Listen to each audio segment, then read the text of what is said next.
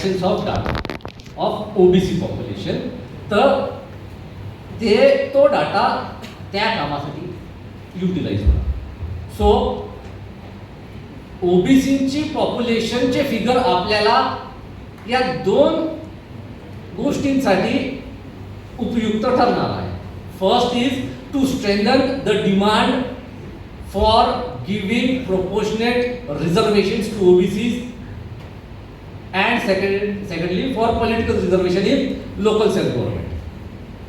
याच्यापेक्षा जर काही वेगळं असतील तर means Borkar sir Ganvarkar sir may please enlighten us in द्या सेशन. बट माझ्या अनुसार आय थिंक आता जाधव सरांनी एक खूप इंटरेस्टिंग पॉइंट शेअर केला.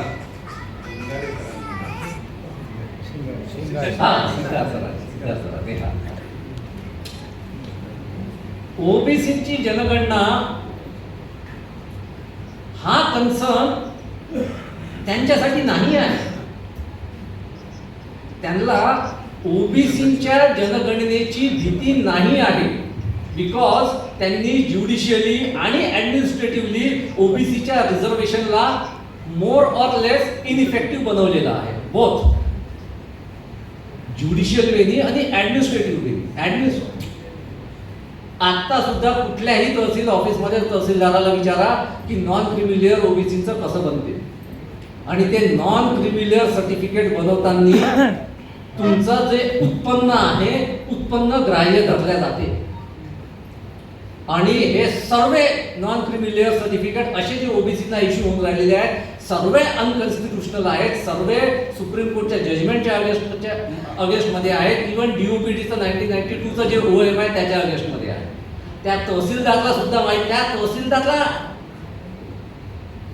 राज्य शासनाचे महाराष्ट्र राज्य शासनाचे जे परिपत्रक आहेत त्याचा बंच, सेंट्रल गव्हर्नमेंटनी जे परिपत्र इश्यू केले त्याचा बंच, सुप्रीम कोर्टचे जजमेंट आणि मुंबई हायकोर्टचे जजमेंट त्याचे डॉक्युमेंट जरी दिले तरी right from that tehsildar to the secretary of social welfare department of Maharashtra government सर्वांचं हेच एक माइंडसेट आहे की नॉन क्रिमी लेअरचं सर्टिफिकेट देण्यासाठी इन्कम हा क्रायटेरिया गृहीत धरला पाहिजे. आणि त्याच्यामुळे कितीतरी 90% ओबीसी त्या रिझर्वेशन पासून वंचित राहून राहिलेले आहेत. And I think more or less हीच सिच्युएशन सर्वच राज्यांमध्ये आहे.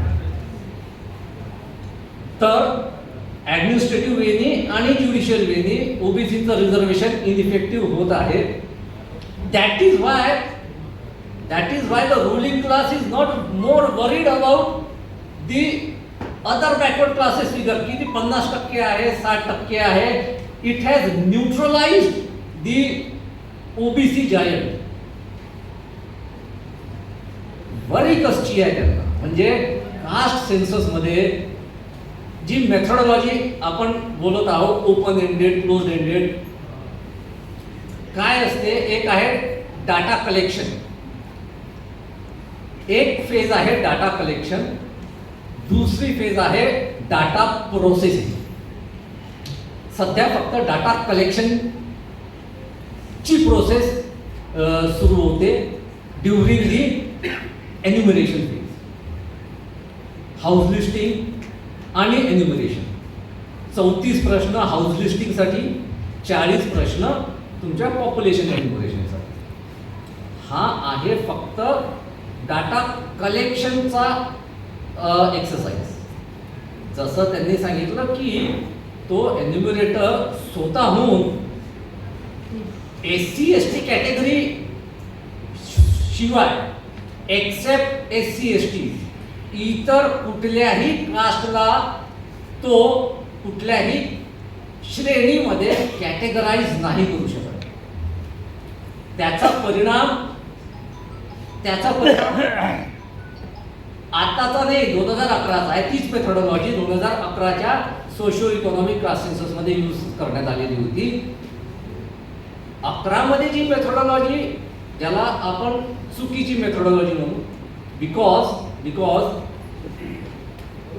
डाटा जो समोर येईल it should be actionable data. It should be workable data.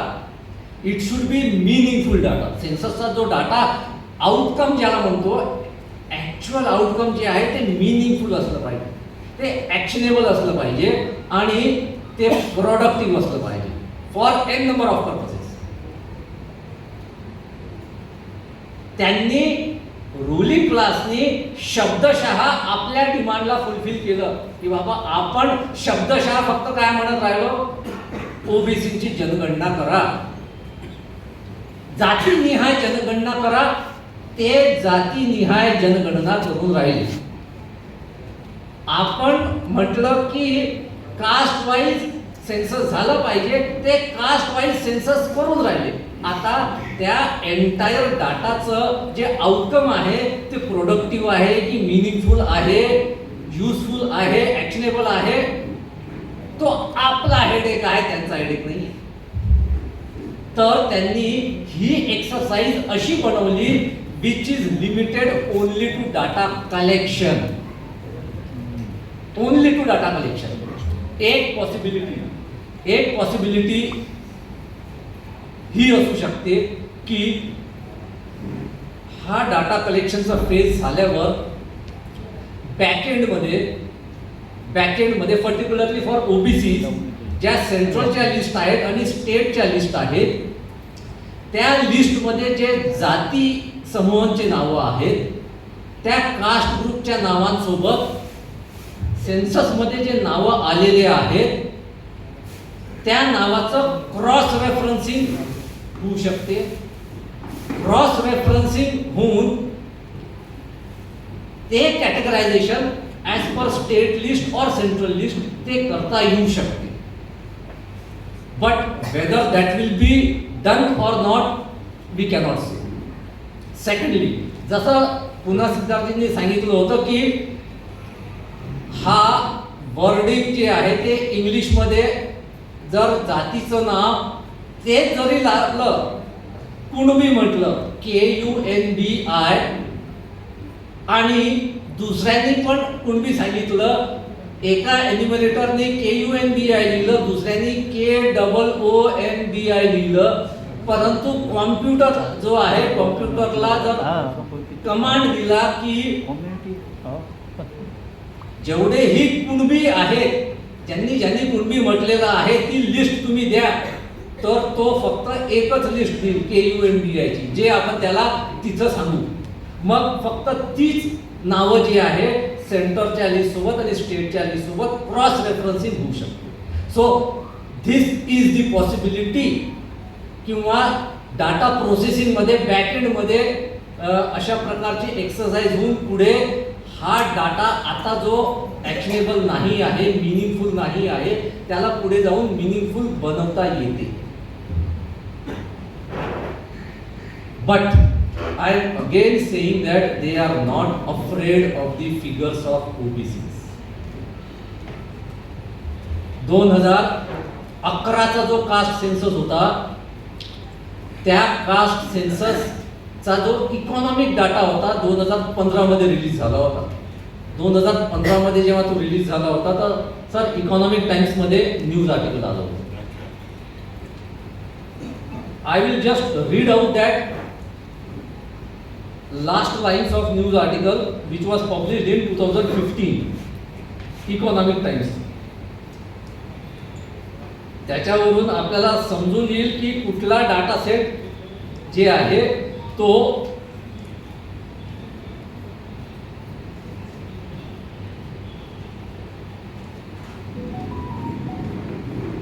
according to the story making the rounds, when the caste data was compiled, a top official so startled to see the upper caste numbers because they were insignificantly low in comparison with the rest of the caste that he immediately jumped into his vehicle and sped towards Raisana Hill to share the findings with his bosses. म्हणजे या आर्टिकलच्या conclusion मध्ये, economic टाइम्सच्या आर्टिकलच्या conclusion मध्ये त्यांनी काय mention केलेलं आहे की एक अधिकारी जेव्हा त्यांनी अप्पर कास्टचे जे फिगर्स आहेत ते बघितले तर तो उडाला. ते आकडे बघून तो शॉक झाला, तो उडाला आणि इमिजिएटली तो त्याची गाडी घेऊन त्याचे जे पॉलिटिकल बॉस होते रैसाना हिलमध्ये तिथं जाऊन त्यांना भेटला आणि त्यांना सांगितलं की सर अप्पर कास्टचे जे फिगर्स आहेत हे असे आहेत, एवढे कमी फिगर्स आहेत आणि हा डाटा जर रिलीज झाला तर it will be an explosive situation. That is the thing, that is the real danger, that is the real threat. की आता नुसतं ओबीसीची लिस्ट नाही, आपण डिमांड करायला पाहिजे फॉरवर्ड कास्टची पण जनगणना व्हायला पाहिजे. फॉरवर्ड कास्टची जी आहे त्याचा सेन्सस व्हायला पाहिजे, त्यांच्या कास्ट वाईज सेन्सस व्हायला पाहिजे. आणि आता जो कास्टचा जो कॉलम पॉइंट नंबर 10 मध्ये आलेला आहे, त्या कास्टच्या कॉलम मध्ये जेवढेही अप्पर कास्ट समूह येतील त्यांची सुद्धा एक फॉरवर्ड कास्टची लिस्ट ऑफिशियली ऍडमिनिस्ट्रेटिव्ह पर्पसेस साठी फायनलाइज करायला पाहिजे on the basis of this census figures. त्या फॉरवर्ड कास्टच्या लिस्ट मध्ये ना जो एन्युमरेशनचा जो डाटा आहे 40 क्वेश्चन जे आहेत त्याच्यामध्ये खूप सिग्निफिकंट इन्फॉर्मेशन आहे related to education. Not only education, higher education. नुसतं हायर एज्युकेशन नाही, तुमची कुठली स्ट्रीम आहे, प्रोफेशन, तुमची जी मेडिकल स्ट्रीम आहे, इंजिनिअरिंग स्ट्रीम आहे, IT सेक्टर आहे, कुठलं आहे तेवढं त्याच्यामध्ये मेन्शन केलेलं आहे. तुमची इकॉनॉमिक ऍक्टिव्हिटी काय आहे, तुमची इकॉनॉमिक ऍक्टिव्हिटी बिझनेस ओरिएंटेड आहे, इंडस्ट्रीमध्ये आहे, ॲग्रिकल्चरशी रिलेटेड आहे, तुमचं एम्प्लॉयमेंट स्टेटस, तुम्ही इंडस्ट्रियल लेबर आहात, ॲग्रिकल्चर लेबर आहात, तुम्ही गव्हर्नमेंट एम्प्लॉई आहात, तुम्ही प्रायव्हेट सेक्टरचे एम्प्लॉई आहात. तर हे 40 क्वेश्चन जे पॉप्युलेशन एन्युमरेशनचे आहेत हे खूप इम्पॉर्टंट फॅक्ट्स आहेत. त्याचं कंपायलेशन जे होत आहे आणि ते कास्ट वाईज जे कंपायलेशन होत आहे त्याच्यातून आपल्याला फॉरवर्ड कास्टचं संपूर्ण प्रोफाइलिंग करता येते की फॉरवर्ड कास्ट मधल्या जे समूह आहेत त्या समूहांचं एज्युकेशनल स्टेटस किती आहे, त्यांचं एम्प्लॉयमेंट स्टेटस किती आहे, त्यांचं इकॉनॉमिक स्टेटस काय आहे. हे प्रोफाइलिंग झाल्यानंतर इमिजिएटली क्वेश्चन मार्क रेज होतो की जर तुमचा अनएम्प्लॉयमेंट जर फॉरवर्ड कास्टमध्ये कमी आहे, अनएम्प्लॉयमेंटचा प्रॉब्लेम फॉरवर्ड कास्टचा नाही आहे, बॅकवर्ड कास्टचा आहे. लिटरसी एज्युकेशनचा प्रॉब्लेम फॉरवर्ड कास्टचा नाही आहे, बॅकवर्ड कास्टचा आहे. इकॉनॉमिक बॅकवर्डनेस प्रॉब्लेम त्यांचा नाही, बॅकवर्ड कास्टचा आहे. तर जर फॉरवर्ड कास्टचा हा डाटा जर ऑफिशियली डॉक्युमेंट झाला तर सर्वात पहिले क्वेश्चन मार्क येईल EWS कोटावर. जर तुमचा एज्युकेशनचा रेट एवढा आहे, एम्प्लॉयमेंटचा रेट एवढा आहे, तुमचं इकॉनॉमिक स्टेटस हे आहे, then why the need of that EWS. दुसरा ओके देण्यात यावं, त्याचबरोबर त्यांची संख्या सुद्धा आपल्याला मिळेल. ऍक्च्युअल फिगर फॉरवर्ड कास्टचा किती आहे तो figure and let us tally that figure with the 10% of EWS category. मग आपल्याला जर पुन्हा अजून करू की जर फॉरवर्ड कास्टचे पॉप्युलेशन जर आली 12%, 15% आणि त्यांचं EWS आहे 10%, तर इट इज नियरली मॅचिंग 80% तरी ते कव्हर होत आहे. That can be taken as justification to provide proportionate reservation to OBC. ही जर तुम्ही फॉरवर्ड कास्टला EWC कोटाला त्यांच्या नंबरच्या प्रोपोर्शन मध्ये तुम्ही रिझर्वेशन इथं देत आहात तर आपल्याला तेच आर्ग्युमेंट ओबीसीना रिझर्वेशन लागू करण्यासाठी यूज करता येईल. अँड दॅट आर्ग्युमेंट ते फक्त हायपोथेटिकल आर्ग्युमेंट नसेल, we would be having solid data with us. तर real threat to the ruling class is from the data of forward costs. एक दूसरा जो सरांनी इश्यू सांगितला की नॉन मेन्शन ऑफ 2 दिवसापासून we are celebrating our indigenous status as मूल निवासी. या स्टेटसचं रिफ्लेक्शन कुठे आहे आपल्या सेन्ससमध्ये? 1931च्या सेन्ससमध्ये होतं सर, त्याच्या आधीच्या सेन्ससमध्ये होतं. म्हणजे 1870s पासून 1860s पासून जे सेन्सस सुरू होते तेव्हापासून ओरिजिनल इनहॅबिटंट, इंडिजिनस पीपल अशा कॅटेगरीज होत्या.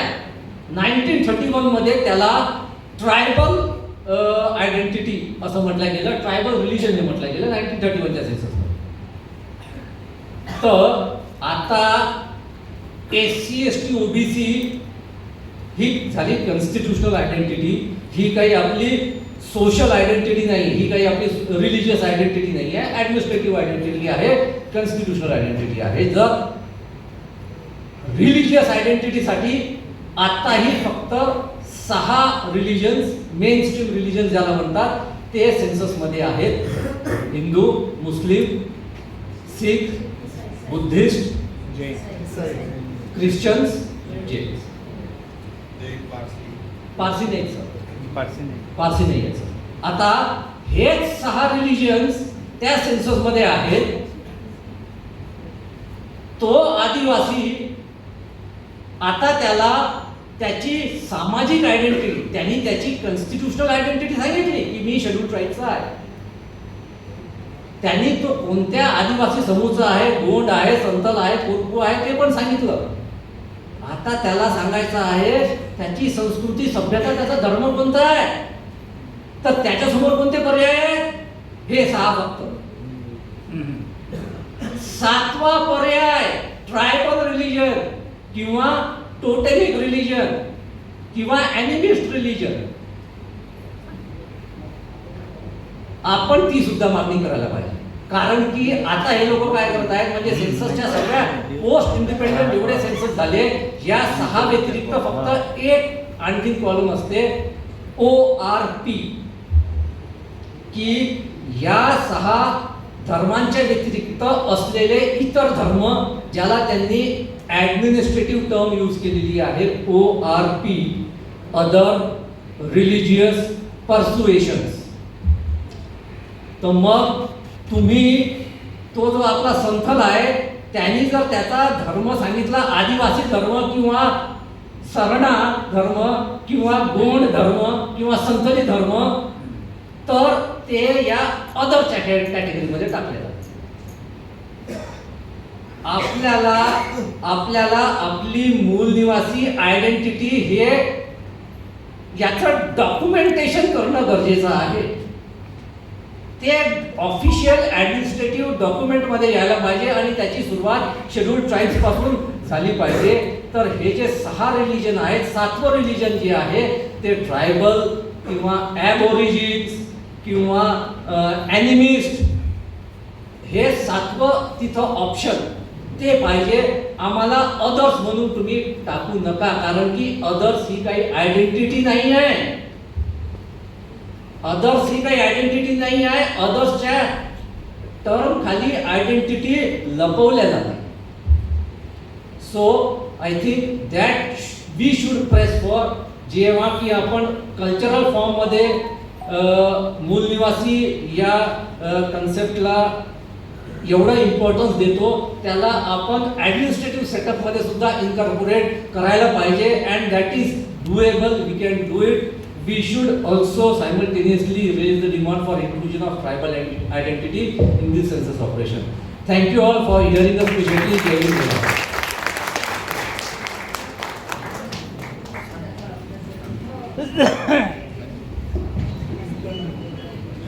धन्यवाद सर.